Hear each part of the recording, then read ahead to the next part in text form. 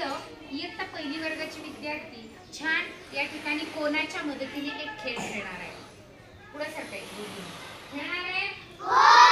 आवडते खेळायला.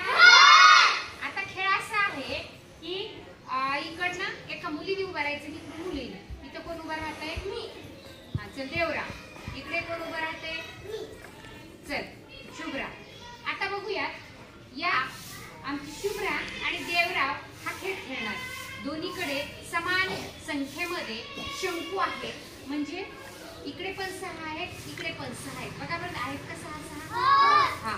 तर काय करायचं बघा, नीट ऐकायचं. शुभ्राने त्या शंकूपासून सुरुवात करायची. पहिल्या शंकूमध्ये टाकायचं. बघा हे कोण आहेत ना, हे कोण या हा पहिला कोण तू उचलायचा, इकडच्या पहिल्या कोणात टाकायचा, त्यानंतर दुसरा उचलायचा, त्याच्यात टाकायचा, तिसरा उचलायचा, पहिल्या कोणात टाकायचा. देवरावने मात्र या कोणात इथे टाकायचा, दुसरा कोण इकडे टाकायचा. म्हणजे त्यानं इकडनं सुरुवात करायची आणि शुभ्रानं कुणीकडून करायची? इकडनं सुरुवात करायची. पाहूयात आपण नेमका कोणाचे कोण लवकर टाकून होतात आणि कोण विजय होता. आपण टाळ्या वाजवूयात त्यांच्यासाठी. मी स्टार्ट म्हणायच्या अगोदर शुभ्राने तिच्या जागेवर जायचे.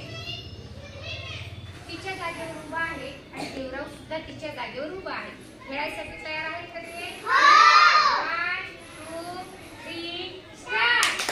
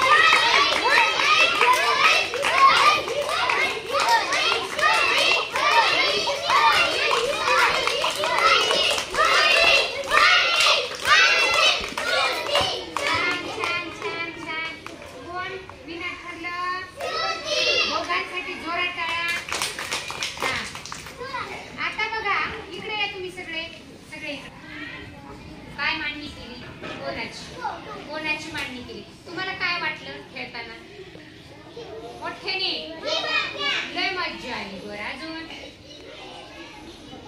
खेळ वाटलं. बघा मुलांना असे वेगवेगळे खेळ खेळायला आवडतात आणि या खेळामधून निश्चितच या मुलांचा शारीरिक विकास होणार आहे आणि निश्चितच शारीरिक मानसिक त्यांच्या खेळामधून त्यांच्या भावनेचा सुद्धा या ठिकाणी विकास होण्यास मदत होणार आहे आणि शारीरिक चपळता ही तर निश्चितच आपल्याला या ठिकाणी या खेळमधून या कृतीमधून वाढलेली पाहायला मिळणार आहे. मुलं जेव्हा असे वेगवेगळे खेळ खेळतात, कृती करतातच त्यांना आनंद मिळतो आणि आनंदाबरोबरच त्यांच्या शारीरिक मानसिक भावनिक बौद्धिक अशा सर्वांगीण विकासास सुद्धा मदत होते, जे आपल्या आनंददायी शिक्षणामध्ये अतिशय